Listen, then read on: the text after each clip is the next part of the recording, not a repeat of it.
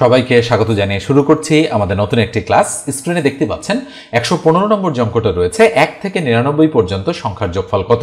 তো আমরা ইতিপূর্বে 1 থেকে 114 নম্বর অঙ্ক পর্যন্ত আপনাদের করে দিয়েছি।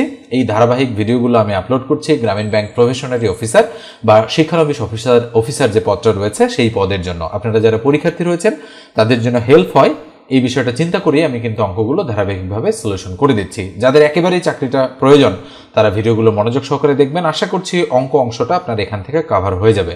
আর অন্যান্য যে বিষয়গুলো রয়েছে সেগুলো যদি আপনারা সাজেশন নিতে চান আমার কাছে, তাহলে অবশ্যই স্ক্রিনে দেখানো নম্বরে আমার সঙ্গে আপনারা যোগাযোগ করবেন।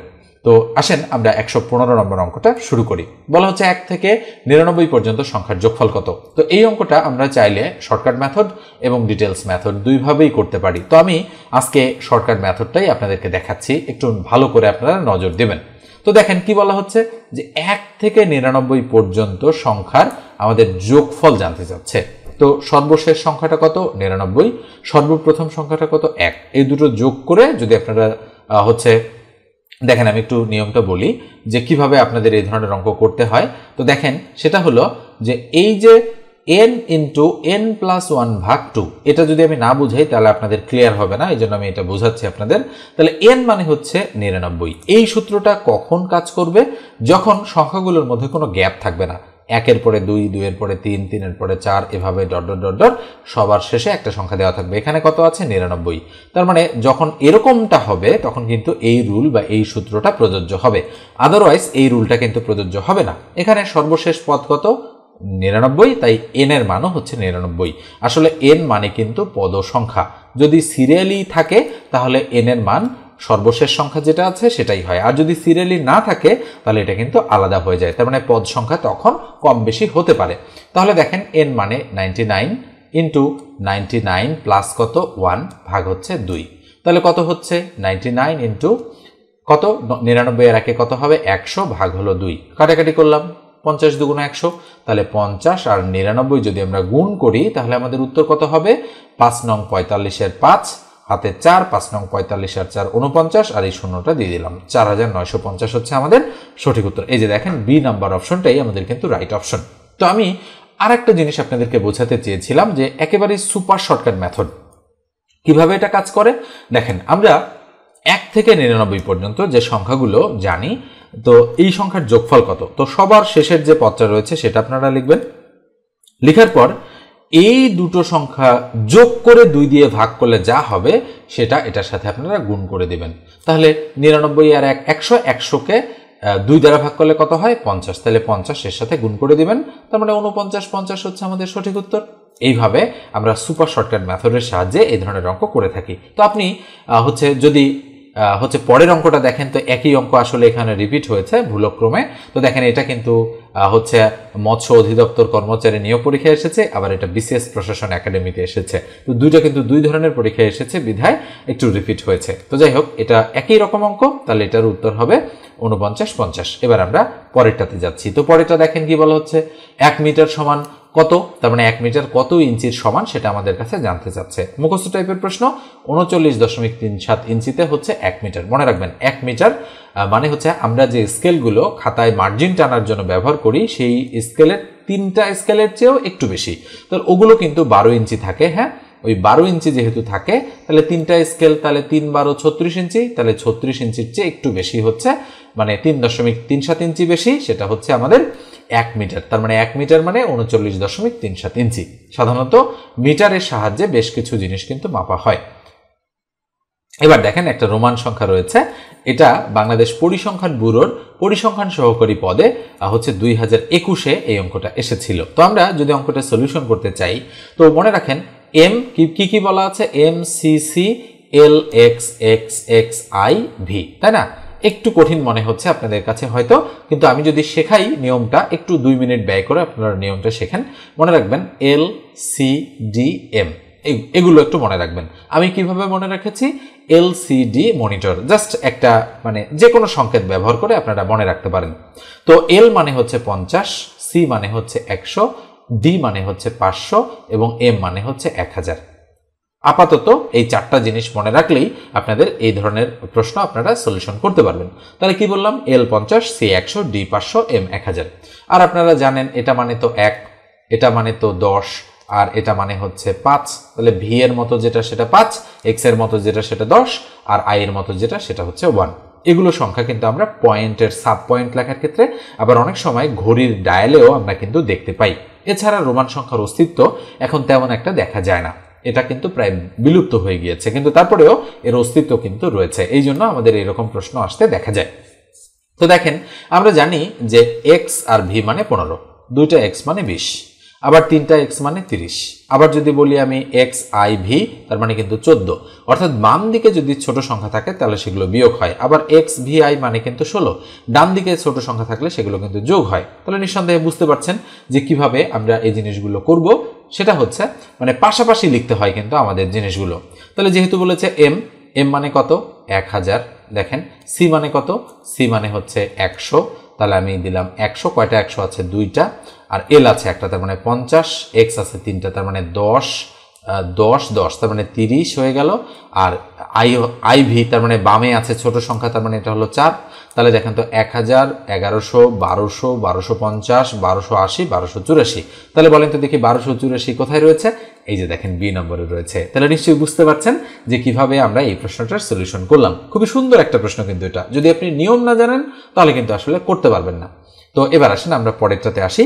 তো মানে রোমান সংখ্যার যদি আপনারা স্পেসিফিক ভিডিও পেতে চান তাহলে অবশ্যই কমেন্ট সেকশনে লিখবেন যে রোমান সংখ্যার আমরা আলাদা একটা ভিডিও পেতে চাই। তাহলে আপনারা যদি বেশ কয়েকজন লিখেন আমি কিন্তু সলিউশন করে দেওয়ার চেষ্টা করব। তো দেখেন, এটা হলো সম্ভাবনার একটা অঙ্ক, 119 নম্বর অঙ্কটা। বলা হচ্ছে একটি থলিতে নীল বল আছে 12টি, সাদা বল আছে 16টি, আর কালো বল আছে 20টি। দৈবভাবে একটি বল নেওয়া হলো, বলটি সাদা না হওয়ার সম্ভাবনা কত? তো যেহেতু সম্ভাবনার অঙ্ক, তো আমরা সম্ভাবনার সূত্র তো শিখেছি, আমি কয়েকবার আপনাদের সূত্রগুলো আলোচনা করে দিয়েছি। সম্ভাবনা মানে হচ্ছে নিচে মোট ঘটনা, তার উপরে হচ্ছে কিন্তু অনুকূল ঘটনা। তাহলে নিচে মোট ঘটনা আর উপরে অনুকূল ঘটনা। তাহলে কি হচ্ছে বলেন তো দেখি, ইকুয়াল মোট ঘটনা কত? যেহেতু বলা হচ্ছে নীল বল আছে 12টা, সাদা বল আছে 16টা এবং কালো বল আছে 20টা, তার মানে আমরা বলতে পারি 12 যোগ 16 যোগ হচ্ছে 20। তাহলে 20, 12 আর 16 কত? 28, 28 আর 20 কত? 48। তাহলে মোট বল হচ্ছে 48টা। আমরা একটু আরেকবার হিসাব করি, 8, 6, 14 আর 2, 16, 8, 6, 14, 15, 16, 16, 6। আচ্ছা, আমরা সম্ভবত কোথাও আমি কিন্তু এটা যোগফলটা এবার যোগে হিসাব করছি। 2, 6 আর 2, 8 হাতে নেই, 2 আর 3 আর 4, 48। ঠিক আছে, অনেক সময় আসলে গন্ডগোল মনে হতে পারে জিনিসগুলো, এই জন্য আমি আরেকবার চেক দিয়ে নিলাম।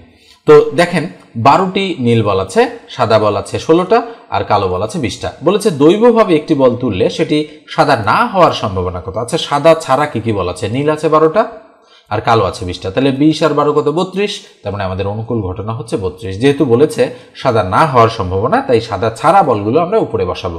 তাহলে আমরা যদি কাটি, আমরা বলতে পারি কত? 4 দ্বারা কাটলে 4, 12, 48, আর 4 দ্বারা যদি এটাকে কাটি 4, 8, 32। আবার যদি আমরা এটাকে কাটি 4 দ্বারা 3, 4, 12, তাহলে কত হয়? 4 2 9, 8, তার মানে উপরে 2 তার নিচে 3। দেখেন তো দেখি অ্যান্সারটা 2/3 আছে কিনা। হ্যাঁ, রাইট রয়েছে, বি নম্বর অপশনে রয়েছে 2/3। তাই বি নম্বরটাই আমাদের হচ্ছে সঠিক উত্তর। এবার আমরা এটা মুছে দিয়ে পরের অঙ্কে যাচ্ছি। তো পরেরটা দেখেন, পরেরটা বীজগণিতের একটা অঙ্ক। কি বলা হচ্ছে? x = √4 + √3 হলে x³ + 1/x³ এর মান কত? তাহলে এই ধরনের অঙ্ক করতে গেলে আপনাদের কিন্তু একটু মানে কষ্ট করতে হয়। সেটা কি? সেটা হচ্ছে 1/x এর মান কিন্তু বের করে নিতে হয়। কেন? কেননা সূত্রে আমরা মানে যেটার মান বের করতে হবে সেখানে আমরা দেখতে পাচ্ছি x³ + 1/x³, কিন্তু যেটা দেয়া আছে সেখানে কিন্তু শুধু x এর মান দেওয়া আছে। তো সেক্ষেত্রে আমাদের করে ফেলতে হবে কি, x এর মান যেটা দেওয়া আছে 1/x এর মান আমাদের কিন্তু হয় √4 - √3। কেন? এই যে মানে x এর ভ্যালু যদি কাছাকাছি সংখ্যা অর্থাৎ 4 3, 3 2, 5 4 এরকম দেওয়া থাকে তাহলে 1/x এর মান হয়, শুধু মাঝখানের চিহ্নটা প্লাসটা মাইনাস করে দিলেই হয়ে যায়। এখন আসেন আমরা করতে চাই কি, আমরা যেহেতু এইটার মান বের করতে চাই অর্থাৎ x³ + 1/x³, তাহলে বলেন তো এটা ইকুয়াল কি? আমরা লিখতে পারি a + b তার উপর whole cube -3 × a × b × a + b। আমি বললাম ab, বসালাম x আর 1/x। আচ্ছা, এখন আসেন এই যে x + 1/x এই আদলে কিন্তু আমাদের মান প্রয়োজন। কিন্তু মানগুলো দেওয়া হচ্ছে কোন আদলে, এক্স এবং 1/x এই দুই আদলে দেয়া রয়েছে। তাহলে x প্লাস 1/x যদি আমরা বের করে নিতে চাই তাহলে x এর মান হচ্ছে √4 প্লাস √3, আর 1/x এর মান হচ্ছে √4 মাইনাস √3, তাহলে √4 মাইনাস √3, তাহলে এটা ক্রস হয়ে গেল। তাহলে আমাদের কত থাকে, √4 মানে কিন্তু 2, আর এই √4 মানেও কিন্তু 2, তাহলে 2 আর 2 কত, 4। দেখেন এবার কিন্তু অঙ্কটা আমাদের কাছে ইজি হয়ে গিয়েছে। তাহলে ইকুয়াল এটার মান কত, এটার মান হচ্ছে 4, 4 এর উপর কিউব মাইনাস এটা ক্রস 3 1 3 ইন্টু এটার মান কত, এটার মান হচ্ছে 4। তাহলে 4 এর উপর কিউব মানে 3টা 4, তার মানে 4 গুণন 4 গুণন 4 মাইনাস 3 4 কত, 12। তাহলে 4 4 16, 4 16 64, তাহলে 64 থেকে 12 মাইনাস করলে কত থাকে, 52 বা 52। তার মানে আমাদের সঠিক উত্তর হচ্ছে এই যে দেখেন বি নম্বর যে অপশনটা রয়েছে সেটাই। এরপরে 121 নম্বর এবং 122 নম্বর অঙ্কটা আপনারা একসাথেই দেখেন। এই দুটো অঙ্কই কিন্তু যথেষ্ট কঠিন রয়েছে। এটা হচ্ছে সূচকের একটা অঙ্ক আর এটা হচ্ছে সম্ভাবনার একটা অঙ্ক। তো সূচক এবং সম্ভাবনা এটা দেখেন এসেছে 43তম বিসিএস প্রিলিমিনারি টেস্টে এবং এটা এসেছে বিএসসি ও অন্যান্য নিয়োগ পরীক্ষা বাংলাদেশ বেসামরিক বিমান চলাচল কর্তৃপক্ষের নিরাপত্তা অফিসার, তার মানে অফিসার পদ। আর এটাও তো নিশ্চয়ই বোঝেন বিসিএস ক্যাডার দের পদ 43তম বিসিএস প্রিলিমিনারি টেস্ট, এবং এই দুটো অঙ্কই কিন্তু যথেষ্ট পরিমাণে কঠিন রয়েছে। তো আমি আজকে এই দুটো অঙ্ক আর আলোচনা না করি, সামনের দিন এই দুটো অঙ্ক আমি আলোচনা করব। তো এই ভিডিওটা আমি এখানেই রাখছি।